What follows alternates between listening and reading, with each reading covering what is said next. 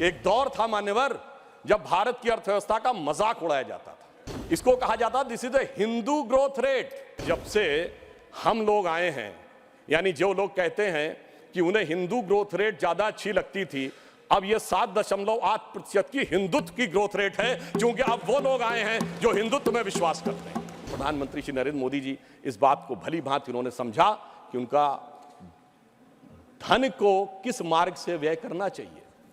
मैं कोट करता हूं, हमारे धर्मशास्त्रों में कहा गया है, धनात् धर्मः तथा सुखम। धन वही सुख का कारक होता है जो धर्म के मार्ग से व्यय होता है। यानी जो जिसका धर्म है उसको सही दिशा में, गरीब के लिए, विकास के लिए। मगर क्या बताएं मान्यवर, जो लोग धर्म के समूल नाश का संकल्प लेते हो, उनके लिए जो संपत्ति है वो भी विपत्ति बन जाती है और वो सुख कारक बनने के रास्ते पर नहीं चल पाती है। परंतु मैं कहना चाहूंगा कि मोदी जी के नेतृत्व में उन्होंने जैसी युक्ति बनाई है, उस कारण से जो आर्थिक विपत्ति थी वो अब संपत्ति की तरफ बढ़ती हुई नजर आ रही है।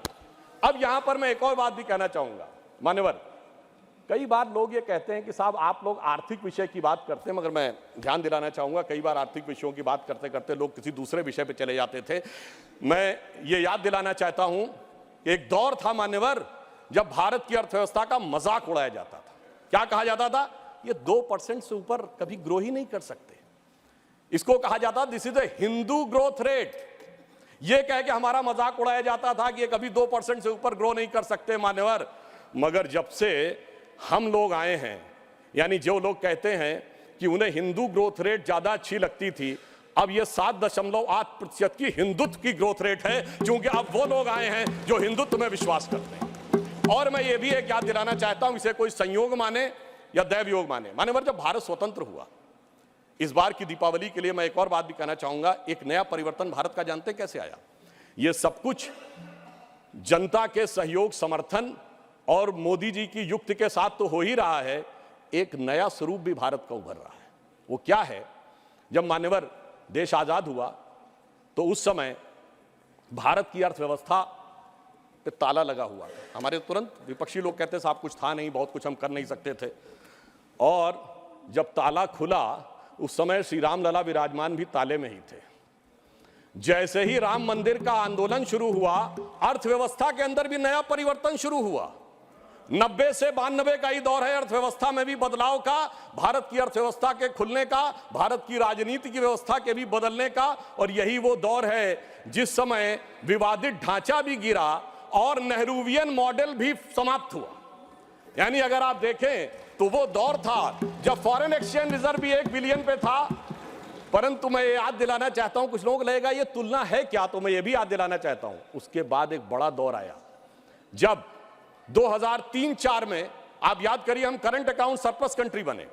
2003-4 के चौथे क्वार्टर में हम सबसे तेजी से बढ़ने वाली अर्थव्यवस्था हुई और इंडिया सक्सेस स्टोरी 2003-4 में कही जाने लगी। यही वो दौर था जब खुदाई हुई और 70 खंबे निकले थे, जहां से साबित हो गया था कि श्री राम लला विराजमान के पास ही वो मंदिर है।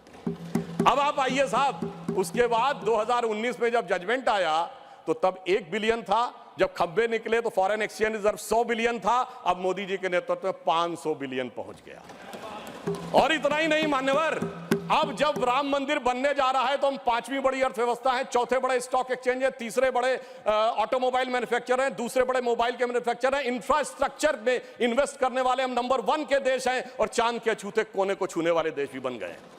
और अब अगर आप देखें तो हम G20 में सबसे ऊपर बढ़ते चले जा रहे हैं। ये कह के मैं सिर्फ ये बताना चाहता हूं, कुछ ऐसे संयोग होते हैं जिनको देखने के लिए एक अलग दृष्टि चाहिए, जिसके लिए रामचरितमानस में एक चौपाई है कि सुमति कुमति सबके उर रही, यानी अच्छी मति और बुरी मति सबके मन में रहती है। नाथ पुराण निगम यह कहीं, ये पुराण और उपनिषद ये बताते हैं। और जहां सुमति तहां संपत्ति नाना, जहां कुमति तहां विपत्ति निधाना। तो इसलिए जो जो हम धनात् धर्मात् तथा सुखम की दृष्टि के साथ संपत्ति बढ़ते गए, वहां इस देश में संपत्ति आती गई। On the lighter note and on the serious note मैं ये भी कहना चाहूंगा, हम सब चाहते हैं कि भारत वर्ल्ड की नंबर 1 की इकोनॉमी बने और मां लक्ष्मी की कृपा इस देश पे बनी रहे, पर मां लक्ष्मी भी कमल पर ही विराजती हैं।